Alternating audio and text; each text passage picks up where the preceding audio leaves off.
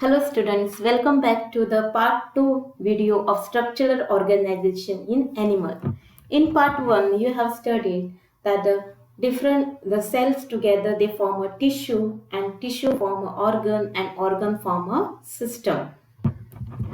So we have also seen the broad classification of animal tissues. So animal tissues are classified into epithelial, muscular, connective and nervous tissue. So epithelial tissue are further classified into two types, that is simple and compound.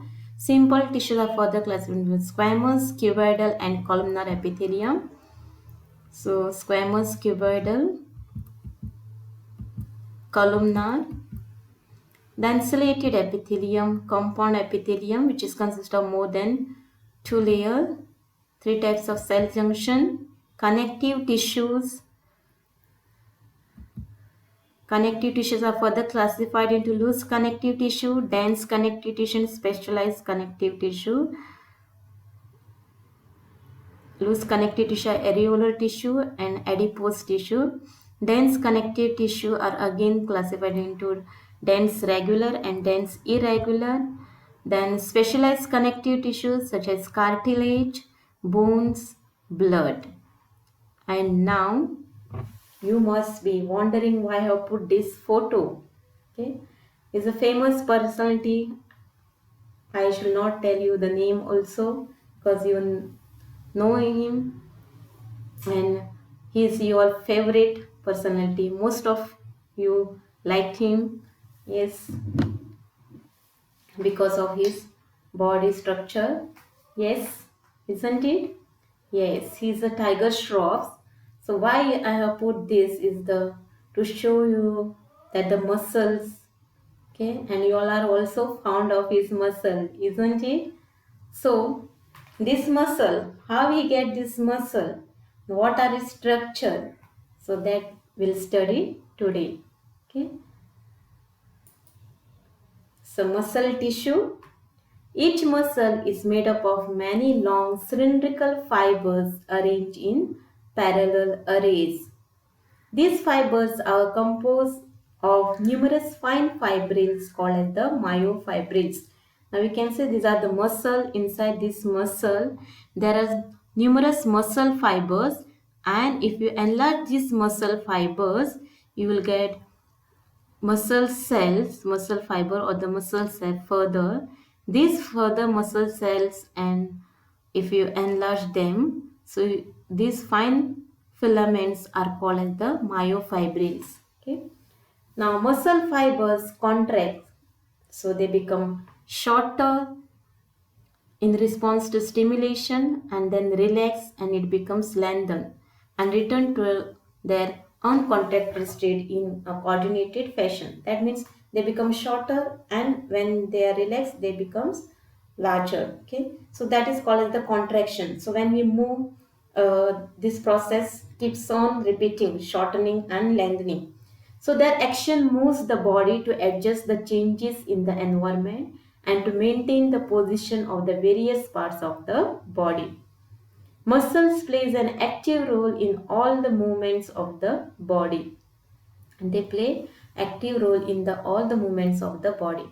Now muscles are of three types, that is skeletal muscle, smooth muscle and the cardiac muscle. Okay, so the muscles are of three types: cardiac muscle, skeletal muscle and smooth muscle. Skeletal muscle tissue is closely attached to the skeletal bones. So you can see this the bone, and these muscles are attached to these bones. So this is called as the skeletal muscle. In a typical muscles such as the biceps striates or the stripes, so you can see here striations are there. So that's why they are called as striated muscle. Skeletal muscle fibers are bundled together in a parallel fashion. So they are bundled together in parallel fashion, skeletal muscle. You can see here. Then second type is smooth muscle. The smooth muscle fibers tapers at the both the ends. So you can see here they tapers at both the end, fusiform and do not show striation. Striations are absent here. They are smooth. That's why they are called as the smooth. Whereas in skeletal muscle you will find so the striation. The cells junction hold them together and they are bundled together in a connective tissue sheet. The wall of the internal organs such as blood vessels, then stomach, then intestine contain these types of muscle tissue. Smooth muscles are involuntary as their functions cannot be directly controlled. They are involuntary muscle. Then third type is the cardiac muscle. Cardiac muscle tissue is a contractile tissue present only in the heart. This type of cardiac muscle, they are present only in the heart. Cell junction fuse the plasma membrane of cardiac muscle cells and makes them stick together. So you can see this is the cell junction between the adjacent cell and they helps them to stick together. So communication junction, that is interconnected disc at some fusion point allow the cells to contract as a unit. That is when one cell receives a signal to contract, its neighboring are also stimulated in contract. So that's why you can see the whole heart is contracted. Okay, the movement take place.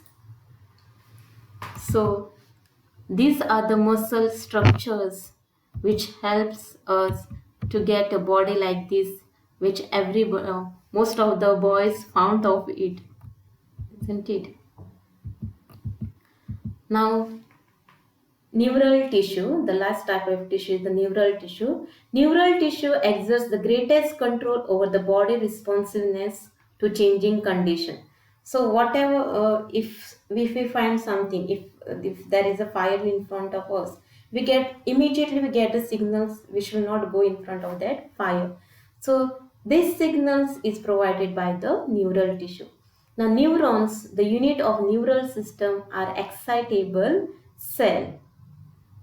The neuroglial cells which continue the rest of the neural system protect and support neuron. Now this is the neuron.